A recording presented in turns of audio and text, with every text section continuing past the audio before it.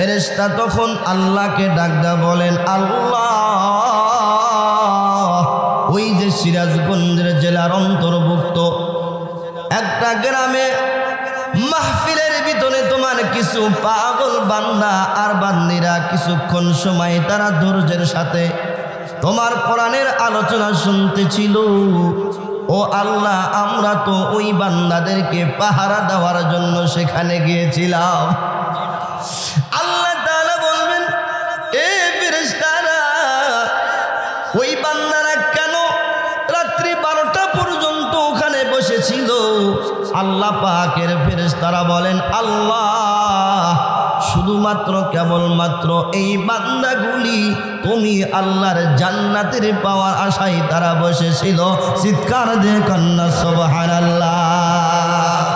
আল্লাহ ডাকতে বলে, ফেরেশতারা রে, তোমাদের কথা যদি সত্য হয়, আমার বান্দারা যদি আমাকে দেখতো আর কলিজা ফেটে যদি মরে যেত রে ফেরেশতারা। এই গভীর রাত পর্যন্ত যারা অপেক্ষায় ছিল, আমি আল্লাহ ঘোষণা করে দিলাম, তোমরা ফেরেশতারা সাক্ষী থাকো, যেই বান্দাগুলি এই গভীর রজনীতি পর্যন্ত অপেক্ষায় ছিল, আমি আল্লাহ ঘোষণা করে দিলাম তাদের তামাম জিন্দেগির গুনাহগুলি আমি আল্লাহ মাফ করে দিলাম। দেন তু তৈয়ার গাই जो न मांगे उससे तू बीजार है। आमे काश हक में जागा नाबुदान इश्क़ वाली माशकाना अरमादान। जोरे कौन मरहबा। চলবে কিছুক্ষণ, থাকবেন ইনশাআল্লাহ। আলহামদুলিল্লাহ। এই জন্য আমরা যারা এখানে বসছি, আমাদের সুসংবাদ আল্লাহ কি দিলেন? গুনাহ, বলেন গুনাহ মাফ করে। আমি একটা ঘটনা বলি, ভূমিকা। আমি কিন্তু যে আয়াতে কারিমে তেলাওয়াত করছি সেখানে যাই নাই, যাবো ইনশাআল্লাহ। এই মাজলিসটা হলো আল্লাহওয়ালাদের মজলিস। বলেন কিসের মজলিস? এই জায়গায় কোনো নাচ ড্যান্স হয়েছে এ পর্যন্ত? গান হয়েছে? তাহলে এখানে মজলিসটা হলো আল্লাহওয়ালাদের মজলিস। আর আল্লাহওয়ালাদের মজলিসে যদি কেউ আসে তো আল্লাহ পাক তাকে আল্লাহওয়ালা বানায়া দেন। সুবহানাল্লাহ। যদি আমরা আল্লাহওয়ালা হতে নাও পারি, তবু আমরা মাহফিল শেষ পর্যন্ত আল্লাহওয়ালার ভান তো ধরতে পারবো। কতক্ষণ ঠিক কি ঠিক না? আল্লাহওয়ালা যদি হতে নাও পারি, আল্লাহওয়ালার ভানটাও আল্লাহওয়ালার বান হলেও দেখবেন আল্লাহ তাআলা হতে পারে ভান ধরার কারণে আমারে আল্লাহর দোস্ত বানিয়ে নিয়েছেন। এক চোর, তার পেশা হলো চুরি করা। বলেন কি করা? আপনাদের এলাকায় চোর আছে? আছে না?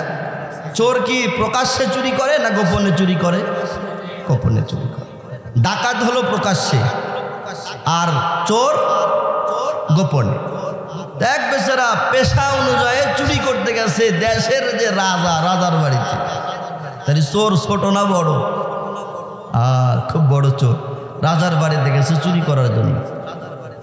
যায় দেখে যে রাজা আর রানী এতক্ষণ পর্যন্ত ঘুমায় নাই, দুইজনই সজাগ। যেহেতু সজাগ, এখন তো আর চুরি করার জন্য ভিতরে ঢুকতে পারছে না। তো মনে করছে যেহেতু ঘুমায় নাই, তো দেখি এরা কি গল্প করে, গল্পটা শুনি। তো চোর জানালার নিকটে গিয়া বসে আছেন, আর রানী বলতেছেন, রাজা সাহেব, আমাদের তো একটা মেয়ে ঘরে আছেন, মেয়েটা তো বিবাহের উপযুক্ত হয়ে গেছে। দেশের অবস্থা ভালো না, কোন সময় কখন কোন বদনামের ভাগী হয়ে যায়। তো মেয়েটার একটা বিবাহের ব্যবস্থা দ্রুত করে ফেলুন। বলেন আমাদের ঘরে যাদের উপযুক্ত বিবাহের মেয়ে আছে, এই টেনশন আছে কি নাই? বর্তমান সময়ের চিন্তা আরো বেশি। সময়টা বড় ভয়ানক, ফিতনার যুগ। তো এই চোর শুনতেছেন, এখন রাজা বলতেছেন, বহুত ছেলে দেখলাম কিন্তু ভালো হয় না, পছন্দ হয় না, তবে আজকে নিয়ত করলাম যে আজকে ফজরে আজান দেওয়ার সাথে সাথে আমি এলাকার মহল্লার মসজিদে চলে যাব। যেই লোকটা সর্বপ্রথম মসজিদে ঢুকবে আর সবার শেষে মসজিদ থেকে বের হবে, সেই ছেলে গরিব হোক, ধনী হোক, কালো হোক, ধলা হোক, যেই ধরনের হোক না কেন, আমি তার সাথে আমার মেয়েকে বিবাহ দিয়ে দেব। জোরে খান্না সুবহান। চোর কয় আর জীবনে আমার চুরি করা লাগবে,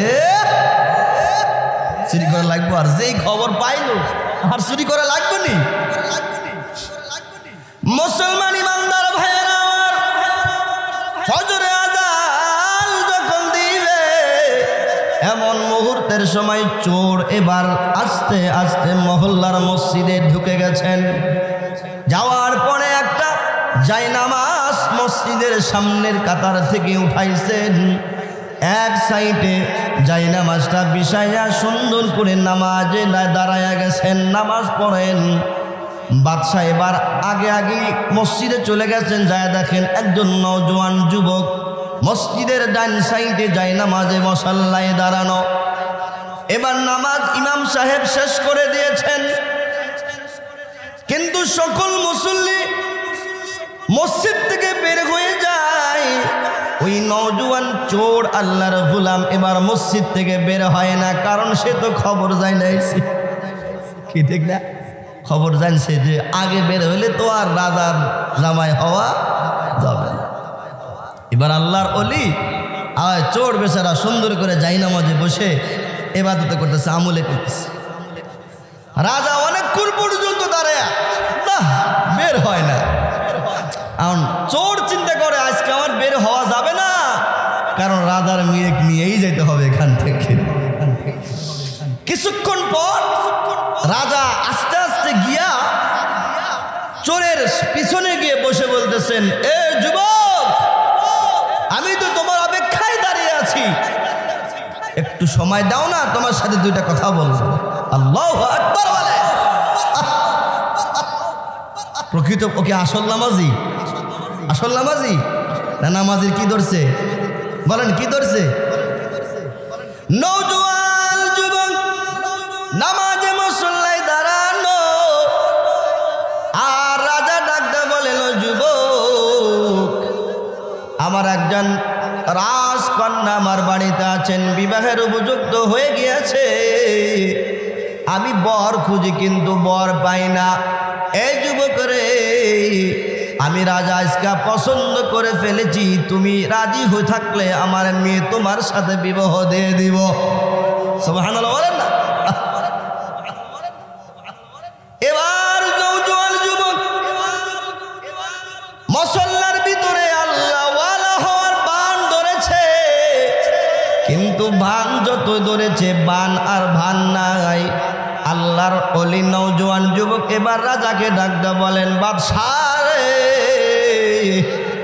আমি এমন এমন মালিকের প্রেমে পড়ে গেছি রে, যেই মালিকের প্রেম বাদ দিয়ে তোমার মতো ক্ষুদ্র বাদশার মেয়েকে বিবাহ করার সময় আমার হাতে না।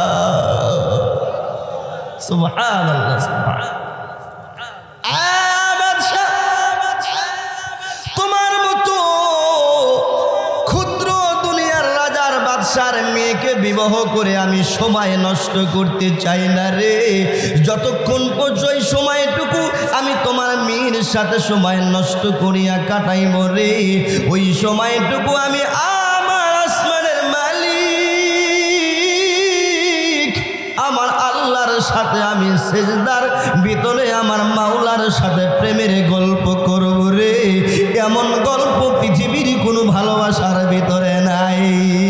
জোরে কন্যা সুবহানাল্লাহ। বলুন তো, আল্লাহওয়ালার ভান ধরলে আল্লাহওয়ালা হওয়া যায়নি? বলেন হয়? আল্লাহওয়ালার ভান ধরে ওই যুবকটা আল্লাহওয়ালা হয়ে গেছে। আজকে এই মাহফিল আল্লাহওয়ালার মাহফিল, যদিও আল্লাহওয়ালা হতে না পারি, কিন্তু ভান ধরলে গভীর রাতে হতে পারে আল্লাহওয়ালা আমাকে আল্লাহ বানায়া দিবেন। ঠিক কিনা ধরে বলে? নিয়ত পরিবর্তন করেন। এখানে বসবো, বসেছি আল্লাহওয়ালা হওয়ার জন্য। কথা বলেন ঠিক কি ঠিক না? কি হওয়ার জন্য? আল্লাহওয়ালা হতে পারে। আল্লাহওয়ালা আমাদেরকে অবশ্যই বানাবেন কে? আল্লাহ ওয়ালা হওয়া বড় সহজ। আল্লাহ তাআলা আমাদের সকলকে ওয়াজ মাহফিলের শেষ মুনাজাতে দুফোঁটা চোখের পানি ছেড়ে মালিকের কাছে ক্রন্দন করে আল্লাহ ওয়ালা করুন, বলুন আমিন। এবার আসি সামনে তেলাওয়াতকৃত আয়াতে কারিমা। আপনাদের সম্মুখে পবিত্র কোরআনুল কারীমের সূরাতু আল ইমরানের 135 নম্বর আয়াত তেলাওয়াত করেছি। পয়গম্বরের হাদিস থেকে একটি হাদিস শরীফ তেলাওয়াত করেছি। আল্লাহ তাআলা যদি তৌফিক দান করেন অল্প সময়ের মধ্যে ইনশাআল্লাহ এই আয়াতের উপরে দু একটি মুখতাসার কথা বলেই আজকের মাহফিল সমাপ্ত করার চেষ্টা করব ইনশাআল্লাহ। আসি এবার আয়াতে কোরআন শরীফের দিকে। বিসমিল্লাহির রাহমানির রাহিম।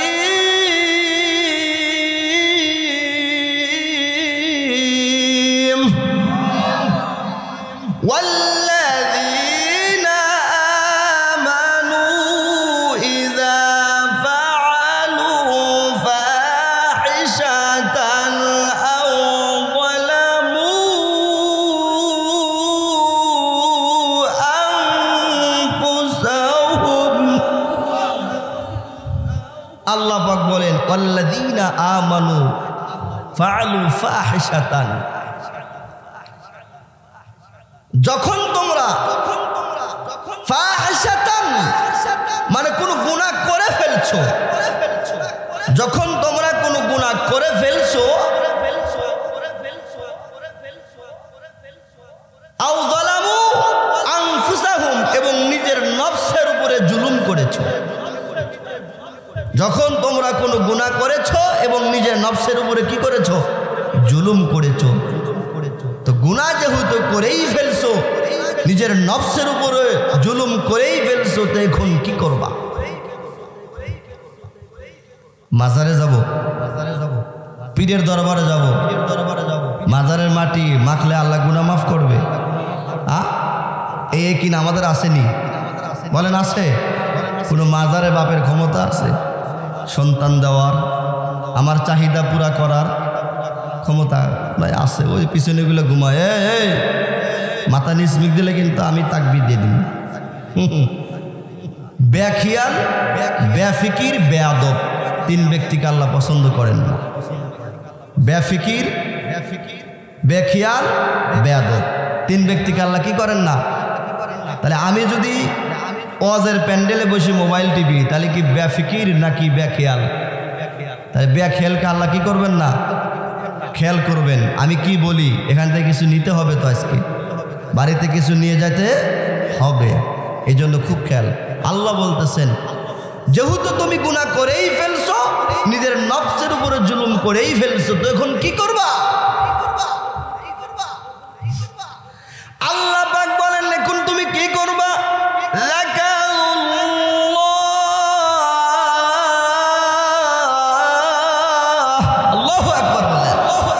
গুনাহ করে ফেলেছ তো যাকারুল্লাহ মানে আমি আল্লাহকে স্মরণ করো। সুবহানাল্লাহ। আল্লাহ কি করতে বলতেছেন? আমি আল্লাহকে স্মরণ করো। এখানে যারা আমরা আসি বলেন গুনাহ করি নাই এমন কেউ আসিনি? গুনাহ করি নাই এমন কেউ আসি? হ্যাঁ, পৃথিবীতে এমন কোনো মানুষ আছে যার জীবনে কোনো গুনাহ করে নাই? হ্যাঁ আছে, আছে, আছে গুনাহ ছাড়া মানুষ আছে। কারা আছে গুনাহ ছাড়া? আমি প্রমাণ দিচ্ছি না। তিরমিজি শরীফের হাদিসের মধ্যে আল্লাহ রাসূল বলেন যে কোনো ব্যক্তি যখন 40 বছর বার হয়, বলেন কয় বছর? 40 বছর বার হয়। এখানে 40 বছরের উপরে মানুষ নাই? যদি বলি আমাদের গ্রামে নাই, কথা ভুল। এমন ব্যক্তি গোপনে আছে যার খবর আমি জানি। আমার কাছে খারাপ, কিন্তু মালিকের কাছে সে কি? 40 বছরের উপরে যাদের বয়স হয়ে গেছে, দাড়ি পেকে সাদা হয়ে গেছে, চুল পেকে সাদা হয়ে গেছে, এই লোকটা কষ্ট করে হাঁটতে পারে না, এরপরও আল্লাহর মসজিদে যাওয়া বন্ধ করে না, এমন ব্যক্তি আছে কি নাই? আল্লাহ নবী বলেন ও পয়গম্বর সাহাবী উম্মতেরা রে, যেই লোকটার 40 পার হয়ে যায়, দাড়ি সাদা হয়ে যায়, চুল সাদা হয়ে যায়, কিন্তু টুকটুক করে হেঁটে হেঁটে আল্লাহর ঘরে যাওয়া বন্ধ করে দেয় না। আল্লাহর ঘরে কষ্ট করে হাজিরা দেওয়ার জন্য যায়, আর মালিকের কাছে কান্দন করে অতীতের গুনার কথা স্মরণ করিয়া। আমার আল্লাহ বলে, ও পয়গম্বর, আপনার ওই উম্মতরা যতদিন পর্যন্ত দুনিয়াতে আমলে অবস্থার মধ্যে থাকবে, ততদিন পর্যন্ত আমি আল্লাহ তার আমল নামায় একটা গুনাহও রাখবো না। সুবহানাল্লাহ বলে, আল্লাহু আকবার। যেই লোকটা 40-এর পরে দাড়ি পেকে গেছে, তো চুল পেকে গেছে, আমল বাদ দেয় নাই, এই লোকটা এই জমিনের মধ্যে বেগুনা মাসুম, তার গুনাহ নাই। সুবহানাল্লাহ। নবীজি বলেন, আত্তাইবু মিনাজ যামবি কামান লা যামবা লাহু।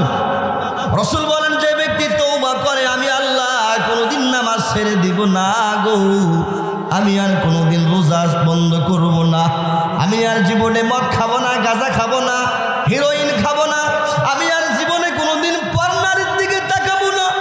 আল্লাহ পাক বলেন, এই কথা বলে যেই ব্যক্তি আমার কাছে 2 ফোঁটা চোখের পানি ছেড়ে কান্না করে, আমি আল্লাহ পাক এই লোকটাকে এমন নিষ্পাপ বানাইয়া দেই, যাতে করে মনে হয় আজকে আমার গর্ভের থেকে দুনিয়াতে আগমন করলো। জোরে কোন সুবহানাল্লাহ। এই জন্য তাহলে 40-এর উপর যারা যায়, তারা যদি আমলি অবস্থার মধ্যে থাকে, তাদের গুনাহ আল্লাহ পাক এমন মাফ করেন যে জরিলে কোনো গুনাহ থাকেন না। 2 নাম্বার, ওই মানুষগুলি যারা শিশু বাচ্চা আছে কি নাই? আহারে মাসুম বাচ্চা আজকে জন্মগ্রহণ করেছেন, এই বাচ্চার থেকে শুরু করে 8-9 বছর বয়স পর্যন্ত এই বাচ্চাগুলি নিষ্পাপ থাকে। সুবহানাল্লাহ বলেন। এই জন্য আল্লাহর নবী বলেন, কারো তাকদীর যদি ভালো হয়, তাহলে এই বাবার সন্তান শৈশবকালে মারা যায়। কারণ শৈশবকালে যদি কোনো সন্তান মারা যায় রে বাবা, এই সন্তানটা বড় নিষ্পাপ থাকে, এই সন্তানটার শরীরের মধ্যে কোনো গুনাহ থাকে না। এই সন্তানটা মহাহাসরের ময়দানে যখন তার আব্বা আম্মা গুনার বোঝা নিয়ে যখন জাহান্নামের আসামি হয়ে যাবে, জাহান্নামের বেরি তার পায়ের ভিতরে লাগাইয়া দেওয়া হবে, জাহান্নামের মালা তার গলার মধ্যে লাগিয়ে দেওয়া হবে, এই শিশু বাচ্চাটা দৌড়াইয়া গিয়ে আল্লাহকে ডাকতে বলে, মালিক, দুনিয়ার জমিনে আমি আমার আব্বার সুন্দর চেহারা ভালো করে দেখতে পারি নাই, আমি আব্বাকে আমি আব্বু বলে ডাক দিতে পারি নাই। আল্লাহ, আমার আব্বার বড় আদরের সন্তান ছিলাম, ওই আব্বা কোনোদিন আমাকে আদর করে চকলেট কিনে দিতে পারে নাই। আল্লাহ, তুমি এর আগেই আমাকে দুনিয়ার থেকে বিদায় করে কবরের যাত্রী বানিয়ে দিয়েছ।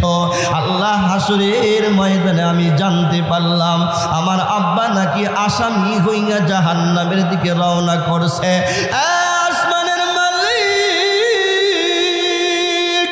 আল্লাহ, আমি সন্তান জান্নাতের ভিতরে নিয়ামতের মধ্যে থাকবো, আর আমার আব্বা জাহান্নামের আসামি হয়ে যাবে। আল্লাহ, আমি সহ্য করতে পারি না। আল্লাহ, তুমি দয়া করো, আমার আব্বাকে যতক্ষণ পর্যন্ত জান্নাতের ফয়সালা না করবে গো, ততক্ষণ পর্যন্ত আমি সন্তান আল্লাহ তোমার জান্নাতে যাব না। সুবহানাল্লাহ বলেন। মুসলমানি বান্দার ভাইয়েরা আমার, খুব খুব খেয়াল করে শুনতে হবে। আল্লাহ পাকের পয়গম্বর বলেন, এই জন্য শিশু বাচ্চাগুলি যখন জমিনের উপরে হাঁটা চলা করে, এই মানুষগুলি হলো নিষ্পাপ। আজকে আমরা গুনাহগার, কাদের জন্য আমরা রিজিক পাই বলেন? কাদের জন্য? আমি তো রাত দিন 24 ঘন্টা গুনার ভিতরে কাটাইয়া দেই, আমি তো নাফরমান আল্লাহর অবাধ্য বান্দা, কিন্তু আমার রিজিকের দরওয়াজা কেন বন্ধ হয় না? আমার জন্য কেন আসমানের পানি বন্ধ হয় না? আমার জন্য কেন জমিন থেকে ফসল উৎপন্ন করা বন্ধ করে না গো? তার কারণ হলো ওই সমস্ত শিশু বাচ্চারা জমিনের ভিতরে হাঁটা চলা করে রে, ওদের বরকতের কারণে আল্লাহ আমার মতো গুনাহগারের রিজিকও আল্লাহ খুলিয়ে দিয়া রাখছেন। চিৎকার দিয়ে কন্যা সুবহান।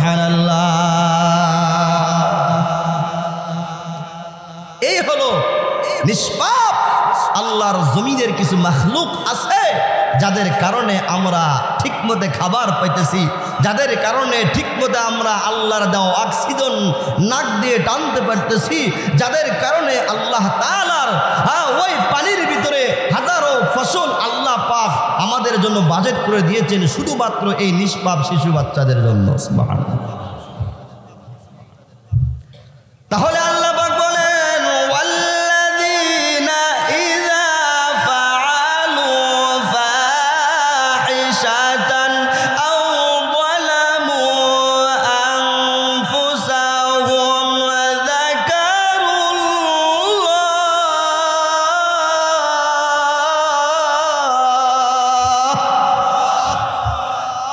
গুনাহ করেই ফেলছো, নিজের নফসের উপরে জুলুম করেই ফেলছো, কি করবে? আল্লাহকে স্মরণ করবে। জোরে কোন সুবহানাল্লাহ। কাকে স্মরণ করবো বলে? আল্লাহ পাক আবার ডাক দেওয়া বলেন ওয়া মান ইয়াগফিরুয-যুনুবা ইল্লাল্লাহ।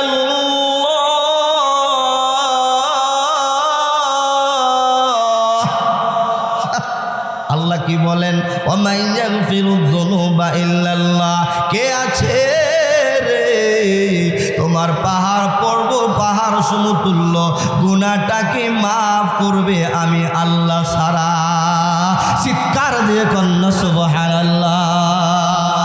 আল্লাহ বলতেছেন ওয়া মান ইয়াগফিরুয-যুনুবা ইল্লাল্লাহ, কে আছে আমি আল্লাহ ছাড়া তোমার অপরাধগুলি কি মাফ করে দিবেন। সুবহানাল্লাহ। এটা হলো আয়াতের অর্থ বললাম। গুনাহ তুমি করেই ফেলছো, নিজের নফসের উপরে জুলুম করেই ফেলছো, কি করবে? আল্লাহ বলছেন আমি আল্লাহকে কি করো বলেন? আল্লাহকে বলেন, বলেন কাকে স্মরণ করতে হবে? জোরে বলেন, আরো জোরে বলেন কাকে, কাকে আরো জোরে কাকে? এই জমিনের মালিককে, আল্লাহকে স্মরণ করতে। আমি যদি আল্লাহকে স্মরণ করি, আল্লাহ বলছেন ওমা ইয়াগফিরুয-যুনুবা ইল্লাল্লাহ, কে আছে আমি আল্লাহ ছাড়া তোমার অপরাধকে ক্ষমা করে দেব। আয়াতের অর্থ বললাম। এবার আয়াতের শানে নজুল। মুফাসসিরিনে কেরাম ইতিহাসের ভিতরে তাফসীর কিতাবের ভিতরে বিভিন্ন ঘটনা উল্লেখ করেছেন। আমি তার মধ্যে একটি ঘটনা বলেই আমাদের কথা শেষের দিকে নেওয়া হচ্ছে। মদিনার ভিতরে এক নওজোয়ান যুবক খেজুরের দোকানদার ছিলেন। কিসের দোকানদার বলেন? খেজুরের দোকান। এই খেজুরের দোকান ওয়ালা ভাই বিভিন্ন আইটেমের খেজুর বাহিরে ছড়াইয়া বিক্রি করেন। এক ক্রেতা, মহিলা ক্রেতা, অনেক সুন্দরী একজন মহিলা ক্রেতা গেছেন সেই যুবকের কাছে খেজুর ক্রয় করার জন্য। বলেন আমাদের মা বোনেরা দোকানে কোনো জিনিস কিনতে যায় কি যায় না? আপনি তো গ্রামে থাকেন, গ্রামে কমই দেখা যায়। আমি তো ঢাকায় থাকি, তো আল্লাহু আকবার, ঢাকায় মনে হয় কোনো দোকানে পুরুষ মানুষ দেখা যায় না, শুধু মহিলা আর মহিলা। কি সভাপতি সাহেব ঠিক আছে না বাবা? খালি মহিলার মহিলা। পুরুষের কাপড় কিনলে মহিলার ভালো লাগে না, এমন মহিলা আছে কি নাই? হ্যাঁ, স্বামী কাপড় কিনে আনছে, কর না তুমি চোখ বুড়ো হয়ে গেছে, তোমার চোখে কি আর রং লাগে? ভালো লাগে না।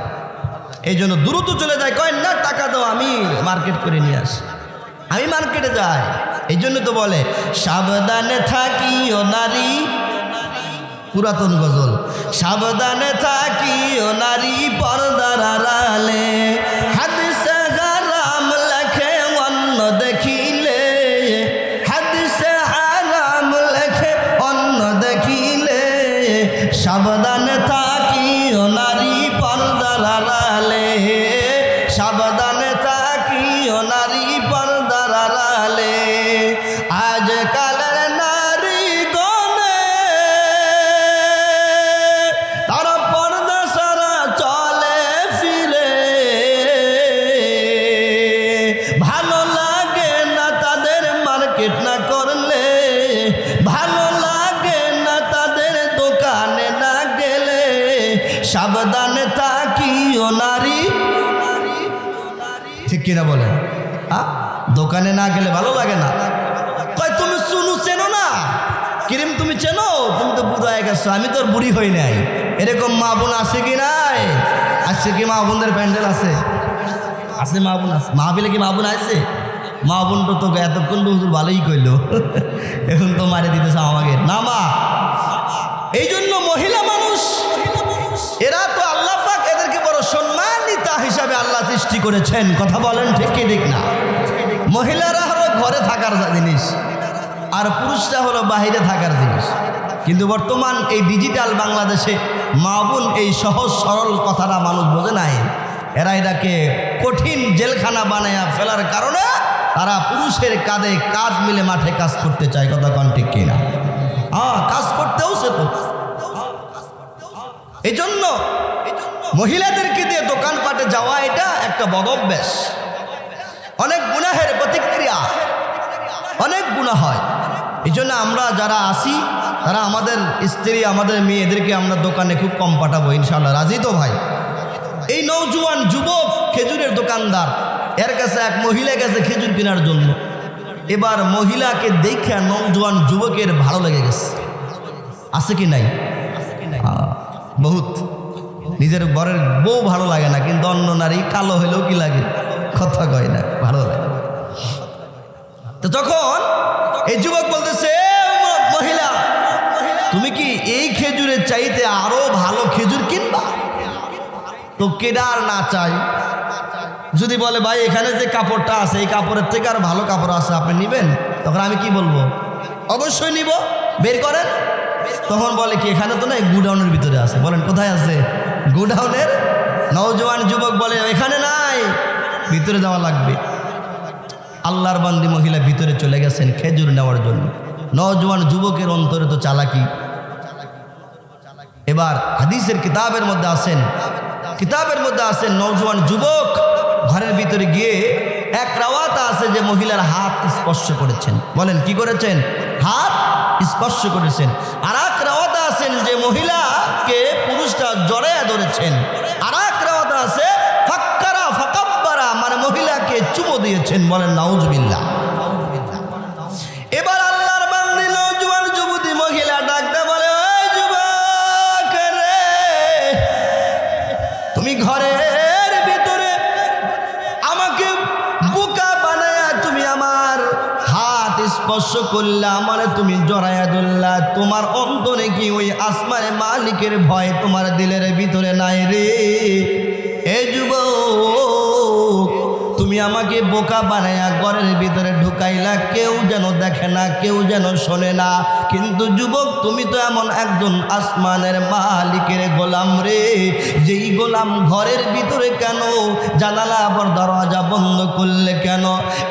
নওজোয়ান যুবক রে, এটা তো আমার এমন মালিক, যেই মালিকটা সাগরের পানির নিচেতে গিয়া কেউ যদি কোনো অপকর্ম করে রে, পৃথিবীর কেউ না দেখলে বলেন দেখেন, জোরে বলেন দেখেন কে? নওজোয়ান যুবক, তুমি মনে করলা কেউ দেখে নাই আমার এই গুনাহের কারণ রে। কেউ না দেখলেও তোমার অন্তরের ভিতরে যেই পরিকল্পনা খারাপ চেতনা, আল্লাহ পাক অবশ্যই তা দেখতেছেন, তা জানতেছেন। এই নওজোয়ান যুবক রে, তুমি নিজেও গুনাহ করলা, আমাকে গুনার অংশীদারি বানাইলা। তোমার দিলের ভিতরে কি আমার আল্লাহর ভয় না? জোরে কোন মারহাবা। মুসলমান ইমানদার ভাইয়েরা আমার, এবার নওজোয়ান যুবকের ভিতরে এই মহিলা আল্লাহর ভয় ঢুকায়া দিলেন। আল্লাহর বান্দা নওজোয়ান যুবকের অন্তরে আল্লাহর ভয় ঢুকে গেল। এবার নওজোয়ান যুবক হাউমাউ করে কান্না আরম্ভ শুরু করলেন আর বললেন, কে আছে রে এই মদিনার ভিতরে আমার এই জঘন্য গুনাহ মাফ করে দেওয়ার রাস্তা দেখাইয়া দিবে? আমার মতো খারাপ চরিত্রের পুরুষ এই মদিনার ভিতরে আর কেউ নাই, এমন ব্যক্তি আর কেউ নাই। এখন নওজোয়ান যুবক কান্না আরম্ভ করলেন। রাতের গভীর রজনী আরম্ভ হয়ে গেল। আল্লাহর বান্দা নওজোয়ান যুবক রাস্তা দিয়ে যায় আর কান্না করে চিন্তা চিন্তা করে এমন বড় অপরাধ আমাকে কে ক্ষমা করে দেওয়ার রাস্তা বলাইয়া দিবে, কে আমাকে গুনাহ মাফ নেওয়ার দোয়া আমাকে শিখাইয়া দিবে। চিন্তা করতে করতে নওজোয়ান যুবকের ভিতরে স্মরণ হয়ে গেছে এই জামানার সবচেয়ে বড় একজন সাহাবী আছেন রে, সবচেয়ে বড় একজন সাহাবী আমার নবীর সাহাবী আছেন, যার নাম হলো হযরতে ওমর ফারুক রাদিয়াল্লাহু তাআলা আনহু। জোরে কন্না সুবহানাল্লাহ। নওজোয়ান যুবক চিন্তা করে সম্ভবত আমি যদি ওমরের কাছে যাই রে, তাহলে ওমর আমার গুনাহের মাফ নেওয়ার কোনো রাস্তা আমাকে দেখাইয়া দিবে, আমাকে গুনাহ মাফ হওয়ার কোনো দোয়া আমাকে শিখাইয়া দিবে। এই নওজোয়ান যুবক দৌড়াইয়া চলে গেলেন ওমরের বাড়ির আশেপাশে। যখন চলে গেলেন ওমরের বাড়ির ভিতরে ঢুকলেন, ঢোকার পরে দরজায় খটখট করে আওয়াজ করলেন। রাত্রি গভীর হয়ে গেছে, ঘুমায়া গেছে ওমর ফারুক রাদিয়াল্লাহু তাআলা আনহু। খটখট আওয়াজ শোনার পরে এবার ডাক দিয়া বলেন, কে রে এই গভীর রাত্রে আমার ঘরের দরজায় তুমি খটখট করো?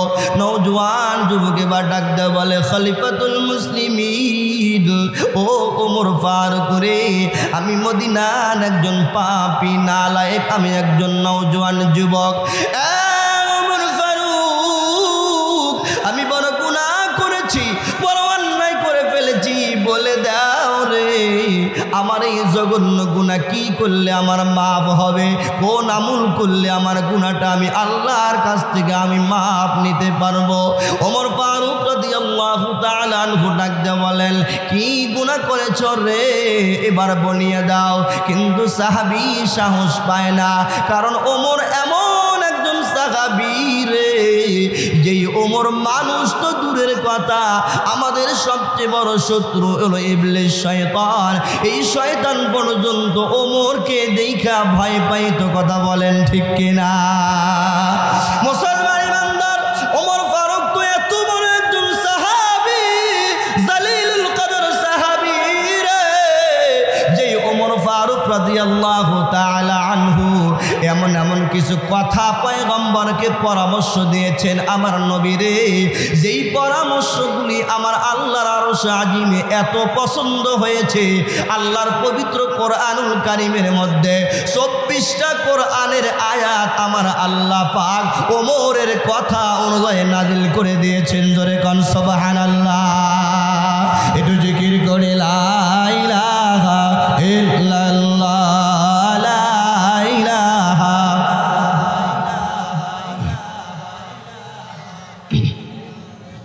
হয় না হয় না লা ইলাহা,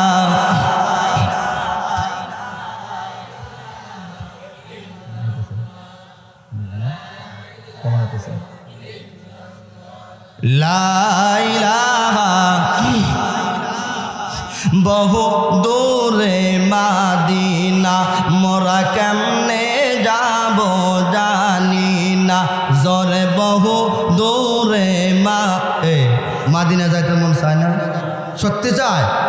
বহু দূরে মাদিনা মোরা কেমনে যাব জানি না, দয়ার আল্লাহ দয়া করো, দয়ার আল্লাহ দয়া করো, পূর্ণ করো মনের বাসনা। লা ইলাহা,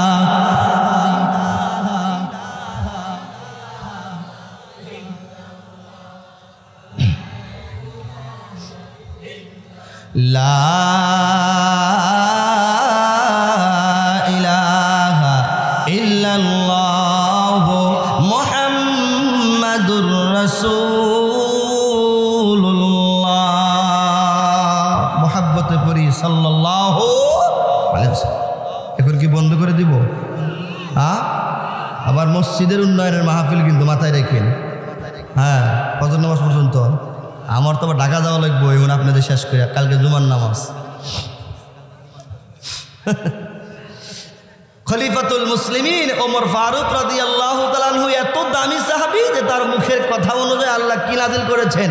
কোরআনের আয়াত। হযরতে ওমর ফারুক এত বড় সাহসী একজন সাহাবী রে, যেই সাহাবীকে দেখা মাত্র মক্কার কাফের বেঈমানগুলি পলাইতে বাধ্য হয়েছে। মুসলমান ইমানদার, মক্কার জমিনের মধ্যে আবু জেহেল ছিলেন সবচেয়ে বড় খাট্টা কাফের। কথা বলেন ঠিক না? ঠিক কি ঠিক না? আবু জেহেলকে চেনেন? হ্যাঁ, নাম শুনছি। মক্কার মধ্যে আবু জেহেল এত কঠোর কাফের ছিলেন, সবচেয়ে বেশি ক্ষতি করার চেষ্টা করেছে আমার নবীকে আবু জেহেল। কথা কোন ঠিক কি ঠিক না? মুসলমান ইমানদার, আবু জেহেল মক্কার ভিতরে ঘোষণা করে দিলেন, কে আছো রে? মুহাম্মাদের কাল্লা নিয়ে আমি আবু জেহেলের দরবারে আসবে গো। যে আসবে রে, আমি আবু জেহেল তাকে বড় ধরনের উপটকন পুরস্কার দান করব। জোরে কন্যা উজুবিল্লাহ। এই ঘোষণা শোনার পরে মক্কার কেউ সাহস করে না। কি ব্যাপার রে, আব্দুল্লাহর পোলা মুহাম্মাদের কাল্লা কে আনতে পারবে? কেউ সাহস করে না। কিন্তু একজন সাহাবী রে, হযরত ওমর ফারুক রাদিয়াল্লাহু তাআলা আনহু আমার নবীজির কাল্লা কাটার জন্য রেডি হয়ে গেল। আবু জেহেলকে ডাকদা বলেন, আবু জেহেল রে, আমি ওমর কথা দিলাম আব্দুল্লাহর পোলা মুহাম্মাদের কাল্লা না নিয়ে আমি তোমার দরবারে আসব না। জোরে কন্যা উজুবিল্লাহ। কেউ সাহস পায় নাই, কিন্তু একজন সাহস পেয়েছে। নাম কি? ওমর। হযরত ওমর ফারুক রাদিয়াল্লাহু তাআলা আনহু নান্না দরবারে নিয়ে রওনা। আমার নবীর কাল্লা কাটতে যাবে রে। যাইতে যাইতে বহুদূর যাওয়ার পরে একজন ব্যক্তির সাথে সাক্ষাৎ হয়। আল্লাহর গোলাম ডাক দেয়া বলেন, ভাই ওমর, যেইভাবে তরবারি নিয়ে তুমি রওনা দেখতেছি সম্ভবত কোনো বড় ধরনের অ্যাক্সিডেন্ট করবা, কারণ তোমার মেজাজ তো ভালো না। তোমার মেজাজের অবস্থা কেমন যেন দেখা যাইতেছে। ওমর ফারুক ডাকতে বলেন, সত্যি বলেছ, আমি তো ওই আব্দুল্লাহর পোলা মুহাম্মাদের কাল্লা নিয়ে আবু জেহেলের বাড়িতে আসব, আর আমি বড় ধরনের পুরস্কার আমি আবু জেহেল থেকে নিব। এবার ওই নওজোয়ান যুবক ডাক দিয়া বলেন, কি ব্যাপার ওমর রে, মুহাম্মাদের কাল্লা তুমি কেন কাটবা? তার অপরাধটা কি? তার দোষটা কি? এবার ডাক দিয়া বলে, ওমর এ যুবক, আমরা সারা জীবন যেই মূর্তির পূজারি করলাম, সারা জীবন আমরা যেই মূর্তিকে খোদা হিসাবে মানলাম রে, মুহাম্মদ এবার নতুন ধর্ম নিয়ে আমাদের মাঝে আগমন করেছে। আমাদের ওই ঐতিহ্য পুরাতন ধর্মের মুখে চুনকালি মেরে দিয়েছে। এই জন্যই তো আমরা মুহাম্মাদের কাল্লা কেটে নিয়ে যাব। এবার যুবক ডাকতে বলে, ওমর, যেই ভুলের কারণে অপরাধের কারণে মুহাম্মাদের কাল্লা কাটবে রে, এই ভুল তো তোমার নিজের পরিবারের ভিতরেই মানুষ করিয়া ফেলছে। এ ওমর, মুহাম্মাদের কাল্লা কাটার আগে তুমি নিজের পরিবার শুধরাইয়া নাও। জোরে জোরে কন্যা সুবহানাল্লাহ।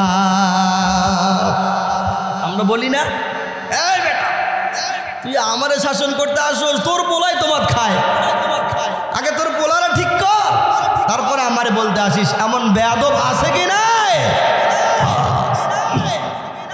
এবার ওমর ফারুক ডাকতে বলেন, কি বললি? আমার পরিবারের ভিতরে কে অপরাধী মুহাম্মাদের অনুসারী হয়ে গেছে বল রে। আবু জাহেলের ওই পুরস্কার প্রাপ্ত ওমর ডাক দিয়া বখন বললেন, ওই যুবক বলেন, আপনার বোন আর ভগ্নপতি কালিমা পড়ে মুহাম্মাদের অনুসারী হইয়া গেছে। চিৎকার দিয়ে কন্যা সুবহানাল্লাহ। এবার ওমর ফারুকের রাগ বাড়ছে না কমছে? বাড়ছে না কমছে? চোখ দুটা লাল হয়ে গেছে, মেজাজ অনেক গরম হয়ে গেছে। এবার আর মুহাম্মাদের কাল্লা কাটতে যায় না, গুড়াইয়া রওনা করলেন বোনের বাড়ির দিকে। বহু দূর থেকে তাকায়া দেখে রে, তার আদরের বোন দরজা খুলে রেখে আল্লাহর পবিত্র কোরআনুল কারীম গুনগুন করে আওয়াজ দিয়া তিলাওয়াত করতেছে। জোরে কোন সুবহানাল্লাহ।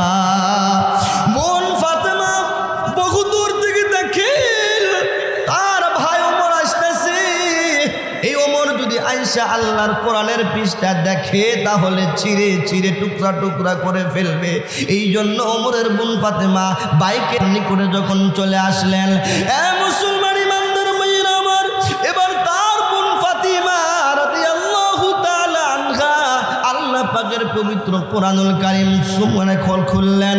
খোলার পরে সূরাতুত তাহা তেলাওয়াত আরম্ভ করলেন। বিসমিল্লাহির রাহমানির রাহিম।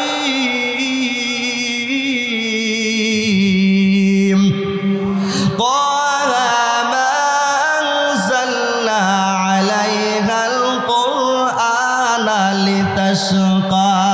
মারহাবা বলেন। মুসলমান ইমানদার, ফাতিমা রাদিয়াল্লাহু তাআলা আনহা একটা করে কোরআনের আয়াত তিলাওয়াত করে। ওমর ফারুক রাদিয়াল্লাহু তাআলা আনহুর পাথরের দিলটা আস্তে আস্তে নরম হইতেছে। আর একটা আয়াত পরে, আর একটা আয়াত যখন পড়ে ওমরের দিলটা আরো একটু নরম হয়ে যায়। আর একটা আয়াত পরে রে ওমরের চোখ দিয়া টকবক করে পানিগুলি জমিনে পড়তে থাকে। আর একটা আয়াত যখন তেলাওয়াত করে, এবার ওমর ফারুক ডাকতে বলে, বোন রে আর তেলাওয়াত করিস না রে, আর একটা আয়াত যদি তুমি পড়ো তাহলে আমি ওমরের কলিজা ফেটে মরে যাব রে, আর আমি সহ্য করতে পারি না। দ্রুত নিয়ে যাও, যাও, যার কাছে গিয়ে তুমি এই কোরআনুল কারীম শিক্ষা করেছো রে, আমি ওই ব্যক্তির কাছে গিয়া আমি ওমর কালিমা পড়ে আমি মুসলমান হইয়া যাব। সুবহানাল্লাহ, সুবহানাল্লাহ, সুবহানাল্লাহ। ওমর ফারুক রাদিয়াল্লাহু তাআলা আনহু বোন ফাতেমাকে সাথে করে নিয়ে আমার নবীদের দরবারের দিকে যখন রওনা, আমার নবী বহু দূর থেকে তাকায়া দেখে রে ওমর তরবারি নিয়ে নবীজির দিকে রওনা করছেন। নবী বড় ভয়, এই মক্কার কাফের বেঈমানগুলি আমারে কম নির্যাতন করে নাই, এই মক্কার কাফের আবু জেহেল আমারে কম নিষ্ঠুরতা দেখায় নাই রে। আমার নবী বড় মায়া নজরে ডাক দিয়া বলে, আল্লাহ ওমর আসতেছে তরবারি নিয়া গো, না জানি আমারে কোন জায়গায় আঘাত করবে, আমি নবী আর সহ্য করতে পারবো না। আমার নবী ডাকতে বলে, আল্লাহ আমি নবীজি বাইতুল্লাহর পাশে দাঁড়াইয়া যখন নামাজ আদায় করিতাম, আবু জেহেল কাফের বেঈমানগুলি আমি নবীর মাথার উপরে নারী বুড়ি দিয়ে আমার চাপ দিয়ে ধরে রাখতো, আমি সহ্য করতে পারতাম না। আমার ছোট্ট শিশু মা ফাতেমা দৌড়াইয়া গিয়ে আমার গাড়ি থেকে নারী বুড়িগুলি নামায়া দেয় গো। আল্লাহ এই মক্কার কাফের বেঈমানগুলি আমার আর কত কষ্ট দিবে গো। আল্লাহ এই মক্কার মধ্যে আমার মা নাই, বাবা নাই রে, আমার কে আদর করবে? আল্লাহর নবী কান্দে আর আল্লাহকে দোয়া করে, আল্লাহ জানি না আজকে ওমর আসে আবার আমাকে কত কষ্ট দিবে, আমারে কত মারধর করবে। আল্লাহ আমি নবী দোয়া করি আবু জেহেল না হয় ওমর রে, এই দুইজনের যে কোনো একজনকে তুমি আল্লাহ তোমার জন্য কবুল করে নাও। জোরে জোরে কন্যা সুবহানাল্লাহ। মুসলমান ইমানদার ভাইয়েরা আমার, এবার নবীজি কান্না করে রে। ওমর ফারুক রাদিয়াল্লাহু তাআলা আনহু দৌড়াইয়া আমার নবীর দরবারে চলে গেলেন। আবার নবীজিকে ডাক দিয়ে বলেন, নবীজি গো আপনি আর কান্না করিয়েন না গো নবীজি, আমার মন সাক্ষী দেয় রে আপনার কান্নার আওয়াজটা আল্লাহর আরশ আজিম পর্যন্ত পৌঁছাইয়া গেছে। আল্লাহ সম্ভবত আমি ওমরকে কবুল করে নিয়েছে গো আল্লাহ নবীজি। ও পয়গম্বর, এই যে হাতের মধ্যে তরবারি দেখতেছেন গো, এই তরবারি নিয়ে কিন্তু আমি আপনার কাল্লা কাটার জন্য এসেছিলাম গো নবীজি। আর আপনাকে ভয় নাই, আপনার কোনো ভয় নাই নবী। আমি ওমর আপনার সামনে হাতটা বাড়াইয়া দিলাম রে ও নবীজি গো, আপনার বরকতিময় হাত আমার হাতের মধ্যে ঢুকায়া দিয়া আমার কালিমা মুসলমান বানায়া দেন। দুনিয়া কি বাহাদুর মে তেরা নাম रहेगा, दुनिया की बहादुर में तेरा नाम रहेगा, उमर की तेरा नाम से इस्लाम रहेगा, उमर की तेरा नाम से इस्लाम रहेगा। सुभान अल्लाह, सुभान अल्लाह।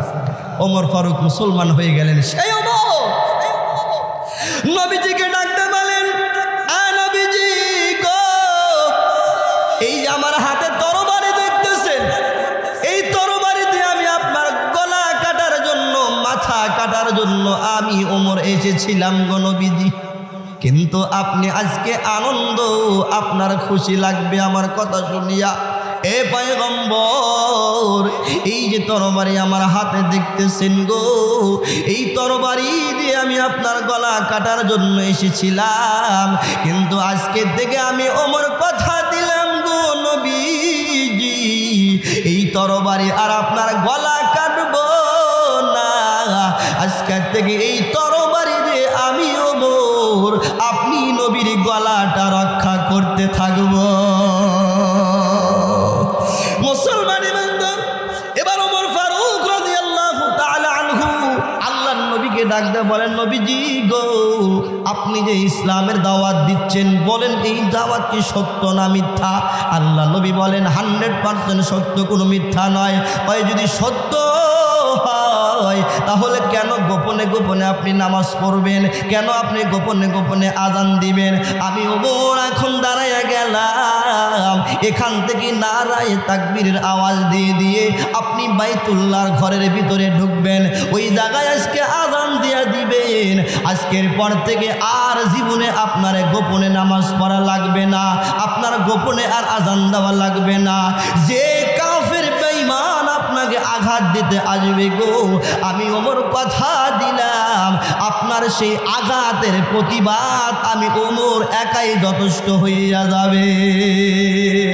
সুবহানাল্লাহ, সুবহানাল্লাহ। ওমর ফারুক রাদিয়াল্লাহু তাআলা আনহু নবীজিকে বলেন, এবার সাহাবায়ে কেরামকে দিয়ে তাকবীর বলেন। নবীজি মাঝখানে দাঁড়াইছেন, ওমর ফারুক সামনে দাঁড়াইছেন, রাহবার হয়ে গেছে, নারায়ে তাকবীরের আওয়াজ দিচ্ছেন, নারায়ে তাকবীর, আল্লাহু আকবারের আওয়াজ দিতে দিতে যখন মুহাম্মাদের বাহিনী নিয়ে রওনা বাইতুল্লাহর দিকে, আবু জেহেল দূর থেকে চিন্তা করে কি ব্যাপার রে, মুহাম্মাদের কেন এত সাহস বাইরা গেল?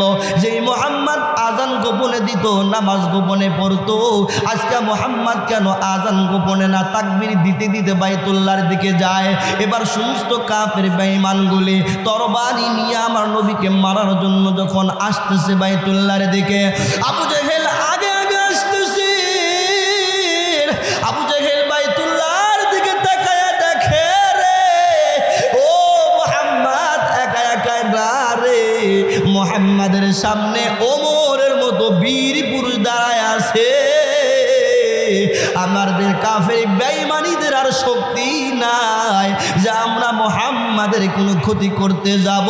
চলো চলো, আর মুহাম্মাদের বিরোধিতা করা যাবে না। সেই দিন থেকে বাইতুল্লাহর ভিতরে আজান শুরু হয়েছে, আজ পর্যন্ত আজান বন্ধ। আজ পর্যন্ত আজান কি হয় নাই? বিশ্বের মুসলমানদের মসজিদ থেকে যখন আজানের আওয়াজ হয়, একদল কাফের বেঈমান মুশরিক নাস্তিক বৌদ্ধ খ্রিস্টান হিন্দুরা আজানের শব্দ তাদের ভালো লাগে না, এই জন্য আজানের শব্দটাকে বন্ধ করে দেওয়ার জন্য হাজারো ষড়যন্ত্র করেছেন। ষড়যন্ত্র করতে করতে বেশ্যা তসলিমা বাংলার জমিন ছেড়ে পলায়ন করেছে, নাস্তিক বেঈমানগুলো বাংলার জমিন ছেড়ে চলাইছেন, মুরতাদগুলো বাংলার জমিন থেকে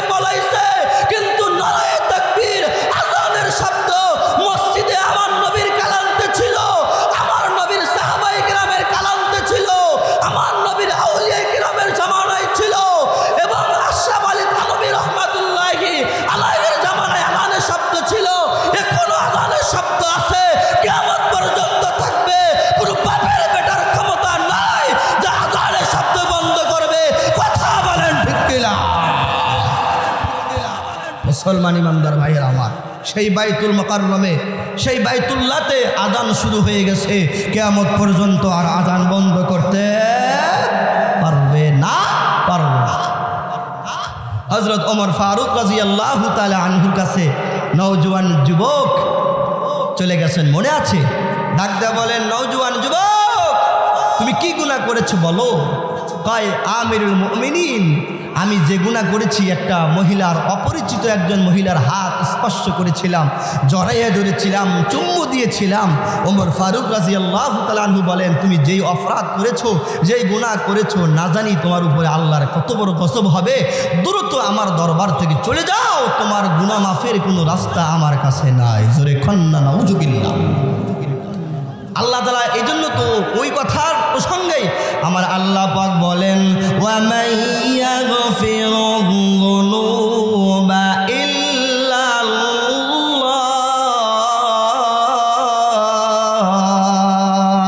আল্লাহু আকবার।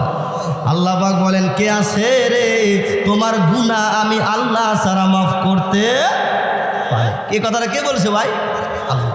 এবার মদিনার নওজোয়ান পাপী গোলাম ওমরের দরবার থেকে চলে গেলেন। এখন কোথায় যাবে, কার কাছে যাবে? আমি সংক্ষিপ্ত করি, সময় শেষ পর্যায়ে এসে গেছে। আমি কার কাছে যাব রে আমার এই গুনাহ মাফের জন্য রে?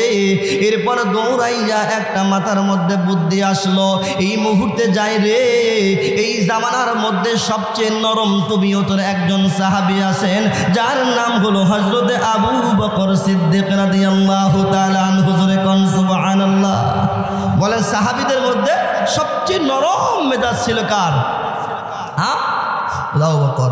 दुनिया की सखावत में तेरा नाम रहेगा, दुनिया की सखावत में तेरा नाम रहेगा, अबू बकर की नाम से इस्लाम रहेगा।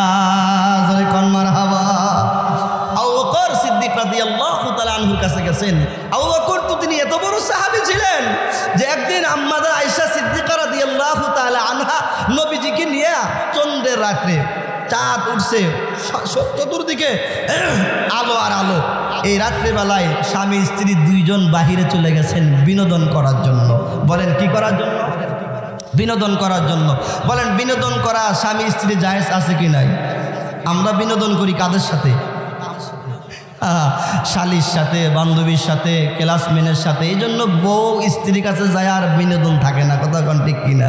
মনের যত সাহেস, যত চাহিদা আশা সব বাইরে শেষ করে আসে, ঘরের বিবির কাছে এসে হোপ বউ ডাক্তার কয়, কি গো, কি হয়েছে তোমার? চুপ থাক, কথা নাই। তোর কথা ভালো লাগে না কেন রে? ভালো লাগবে, তোমার যতটুকু ভালোবাসা ছিল তুমি তো বাহিরে বের করে রাখছো, ঠিক কিনা বলেন? বাহিরে যখন বের হয়া তুমি সমস্ত ভালোবাসা তুমি বাহিরে হারাম কাজের মধ্যে দিয়ে আসলা, তখন তার ঘরের বিবি তোমার কাছে ভালো লাগবে না। এবার স্ত্রী যখন তোমার সাথে যখন প্রতিবাদ করে, তুমি তো পুরুষ মানুষ, বউরে এমনভাবে পিটানো আরম্ভ করে দিলা, কানের মধ্যে থাপ্পড় মেরে দিলা। এক থাপ্পড়ে বউ দেখা যায় চতুর্দিকে ঘরে আর কয়ে, আরে তোর লগে বিয়া পয়সা আমার জীবনটা বড় ধ্বংস। কথা কন ঠিক কিনা? মুসলমান ইমানদার ভাইয়েরা আমার, এই জন্য বিনোদন করতে হবে কার সাথে? কথা কয় না, এই বিনোদন করা লাগবে কার সাথে? কথা কয় না, কার সাথে? যারা কয় না হেরা কিন্তু বেদল আছে। বলেন, বিনোদন করবো কাদের সাথে? ঘরের। আল্লাহ নবী বলেন, যেই লোক তার স্ত্রীর কাছে উত্তম, সেই লোক আল্লাহর কাছে উত্তম। সুবহানাল্লাহ বলেন। খায়রুকুম লিআহলিহি ওয়া আনা খায়রুকুম লিআহলি। যে ব্যক্তি তার বিবির কাছে উত্তম, সেই লোকটা আমি নবীর কাছে উত্তম। আর যে লোক আমি নবীর কাছে উত্তম, ওই লোকটা আল্লাহর কাছে উত্তম। জোরে কোন সুবহানাল্লাহ। তো আম্মাদা আয়েশা সিদ্দিকা রাদিয়াল্লাহু তাআলা আনহা নবীজির সাথে বাহিরে চলে গেছেন, বিনোদন করবে। নবীজি বলতেছে, আয়েশা, ও যে একটা গাছ দেখা যায় না, গাছের দিকে একটু দৌড়াও, তুমিও দৌড়াইবা আমিও দৌড়াবো, দেখি কে পারে। দুইজন দৌড়াইতেছে, দৌড়াইয়া অনেক দূর যাওয়ার পরে নবীজি একটু পিছ কাটছে আর কি। আয়েশা সিদ্দিকা রাদিয়াল্লাহু তাআলা আনহা দৌড়াইয়া আগে বেড়ে গেছে। স্ত্রী ডাক ডাকা, ইয়া রাসূলুল্লাহ, আমি না আগে বেড়ে গেলাম। নবীজি কিছু বলেন, মিসকে হাসি দিলেন। অনেক দিন পরে আবার নবীজি বলেন, আয়েশা চলো আজকে একটু বাইরে ঘুরতে যাই। হ্যাঁ, তো বাইরে যখন ঘুরতে গেছে আবার বলে, ওই যে গাছটা দেখতেছো না, আজকে একটু দৌড় দেয়। নবীজি কয়, আজকে আর তোমার আগে যেতে দিতাম না, কারণ সেই দিন আমি তুমি ছোট মানুষ আসলে দেখা তোমার আনন্দ দেওয়ার জন্য আমি পিছ কাটছিলাম, কিন্তু আজকে আর হবে না, আজকে আমি আগেই যাবো। নবীজি দৌড়তে চলে গেছেন, যাওয়ার পরে নবী আগে বাড়ায় গেছেন, কারণ আম্মা জান আয়েশা সিদ্দিকার শরম পেয়ে গেছে। বলেন, এবার নবীজি ডাক দা কয়, আয়েশা আজকে যে আমি আগে গেছি, তুমি কি জানো কেন আগে গেছি? কয় কি আর কেন? ওই দিনের প্রতিশোধ নিলাম আমি। জোরে কোন সুবহানাল্লাহ। আম্মা জান আয়েশা সিদ্দিকা রাদিয়াল্লাহু তাআলা আনহাকে ডাক দা বলেন, এ আয়েশা রে, আকাশের দিকে তাকাও। আকাশের দিকে তাকাইলেন, কয় কি দেখা যায়? কয় তারকা দেখা যায়। কয় কতগুলি তারকা? কয় গুনি না, গণনা করে তো শেষ করা যাবে না। কয় কেন তুমি পারবে না? কয় কোটি কোটি কোটি কোটি তারকা। এবার নবীজি ডাকতে বলেন, আয়েশা রে, এ আকাশের মধ্যে যতগুলি তারকা আছে রে, তার চাইতে কোটি কোটি গুণ বেশি নেকি হলো ওমরের আমুলনামায়। জোরে কন্যা সুবহানাল্লাহ। আয়েশা সিদ্দিকা রাদিয়াল্লাহু তাআলা মন মাথা নিচে দিকে মন ভুলে। মহিলা মানুষ কিন্তু বাপ মায়ের প্রশংসা চায়, কথা কান ঠিক না? সব মহিলারাই বাপের বাড়ির প্রশংসা করলে খুব খুশি, শ্বশুর বাড়ির খুশি প্রশংসা করলে একটু কি হয়, খুশি কম হয়। কথা কান ঠিক কি ঠিক না ভাই? মা বোনেরা শোনেন, বাপ মায়ের প্রশংসা যখন করা হয়, হায় রে স্বামী ভালো রে। মার্কেটে যায় যদি মনে করেন যে কয় যায়, আজকে আমার শাশুড়ি লেগে কিনলাম এই শাড়ি, আর আমার মান লেগে এই শাড়ি। শাশুড়ির শাড়িটা 3500, মার শাড়িটা 2500। হায় হায় খুশি ভাই, তোমার মতো লক্ষ্মী স্বামী আমার আর কারো নাই। আর যদি দেখা যায় যে না, শাশুড়িটা কিনছে 2500, মারটা কিনছে 3500, এবার কয় যে তুমি কেমন জানো? মানুষের স্বামীরা কত কিছু কেনে, কত কিছু দেয়, তুমি কেমন জানো? এরকম উল্টাপাল্টা হয় কি হয় না? বলেন ঠিক কিনা? ঠিক না? হয় কি হয় কেনা? এ মুসলমানি মানে এটা মা বোনদের একটা স্বভাব, মা বোনদের দোষ না, এটা কি একটা স্বভাব, এটা স্বাভাবিক, স্বাভাবিক। এটা কারণ নবীদের মধ্যে ছিল। আম্মাদের আয়েশা সিদ্দিকা রাদিয়াল্লাহু আনহা ওই তারকার কথা শুনে মনে করছে তার আব্বার কথা বলবো, আব্বার নাম বলবো, কিন্তু বলছে কার নাম? এখন মনটা বড় খারাপ। নবীজি বুঝতে পারছে যে ওমরের নাম বলার কারণে আয়েশার মন খারাপ। হঠাৎ করে একদিন ওমর ফারুক রাদিয়াল্লাহু তাআলা আনহু আম্মা জান আয়েশার সামনে দিয়ে যাইতেছেন। আয়েশা ডাক দিয়ে বলেন, ওমর গো, না জানি তুমি কি আমল করো রে, যে আমল করার কারণে তোমার আকাশের তারকার চাইতে কোটি কোটি গুণ নাকি আল্লাহ তোমার আমল নামায় দেন। তুমি কি আমল করো? ওমর ফারুক ডাকদা বলেন, ও আয়েশা রে, আমার আর কয়টা নেকি রে, এই কয়টা নেকি দেখে তুমি পাগল হয়ে গেলা। এ আয়েশা তুমি শুনিয়া রাখো, তোমার আব্বার এক রাতের নেকি যদি আমি ওমরকে দিত রে, আমি ওমর ইসলাম ধর্ম গ্রহণ করার থেকে নিয়ে আজকে পর্যন্ত আমি সমস্ত নেকিগুলো তোমার আব্বাকে দিয়ে দিতাম। এবার আম্মা জান আয়েশা সিদ্দিকা বলেন, সেই রাতটা কোন রাত? ওমর ফারুক রাদিয়াল্লাহু তাআলা আনহু ডাকতে বলে, লে আয়েশা রে, ওই রাতটা হলো সেই রাত। আবু জাহিল ডাকতে বলে, ও আবু বকর, তোমাদের নেতা আজকে কি কথা বলছে শুনছুনি? কি কথা? হয় তোমাদের নেতা নাকি রাতের মধ্যে বাইতুল মুকাদ্দাস থেকে শুরু করিয়া প্রথম আসমান থেকে শুরু করে সপ্তম আসমান পাড়ি দিয়া জান্নাত জাহান্নাম পরিদর্শন করে আবার নাকি এখানে এসে ফজরের নামাজ পড়ছে। এটা কি তোমার বিশ্বাস হয়? আবু জেহেলের কথা শুনে ও আবু বকর ডাক দেয়া বলে, তুমি যে বলছো এই কথা কি সত্য? আমার নবী বলছে। হ্যাঁ সত্যি বলছে, আমাদের লাতের কসম, উজ্জাতের কসম, সমস্ত মূর্তিরই কসম, মুহাম্মদ এই কথাটা বলছে। আবু বকর ডাক দেয়া বলে, আবু জেহেল রে, তোমার মুখের কথা যদি সত্যি হয় যে আমার নবী তোমার কাছে এই কথাটা বলেছে রে, আমি আবু বকর কথা দিলাম রে, আমিও বিশ্বাস করে ফেললাম আমার নবী সত্যি মেরাজ করে এসেছে। আল্লাহ পাক রব্বুল আলামিন আবু বকরের সেই কথাটা লৌহে মাহফুজে এত সুন্দর করে পছন্দ করে ফেলছেন। আল্লাহ পাক আমার আল্লাহর নবীকে ডাক দেয়া বলে, নবীজি গো, আজকে থেকে আবু বকরের নাম শুধু আবু বকর নয়, আজকে থেকে আবু বকরের নাম হলো আবু বকর সিদ্দিক রাদিয়াল্লাহু তাআলা আনহু। জোরে কোন সুবহানাল্লাহ। মুসলমান ইমানদার ভাইয়েরা আমার, এই নওজোয়ান যুবক আবু বকরকে ডাকতে বলে, আমি এত বড় গুনাহ করেছি, আমাকে কি ক্ষমা করার কোনো রাস্তা তোমার কাছে আসেনি? আবু বকর ডাকতে বলে, না না, তোমার এত বড় জঘন্যতম গুনাহ মাফ করে দেওয়ার মতো আমার কাছে কোনো রাস্তা নাই। যাও যাও যাও, এখান থেকে চলে যাও রে। আমি আবু বকর, যদি তুমি এখানে থাকো, হতে পারে আল্লাহর কোন গজব চলে আসবে, তুমি চলিয়া যাও। নওজোয়ান যুবক আরো কান্না বেড়ে গেল, রে আমি কার কাছে যাব গুনাহ মাফের জন্য? আর আমার আল্লাহ এই কথাটাই বলেন, ওয়া মান ইয়াগফিরুদ যুনুবা ইল্লা আল্লাহ। আল্লাহু আকবার বলেন। আল্লাহ পাক বলেন, আমি ছাড়া কে আছে তোমার গুনাহ মাফ করবে? আল্লাহ কথা বলতেছেন। নওজোয়ান যুবক কান্না আরম্ভ আর বাড়ায় গেল, কানতে কানতে কার কাছে যাবে, কার কাছে যাবে?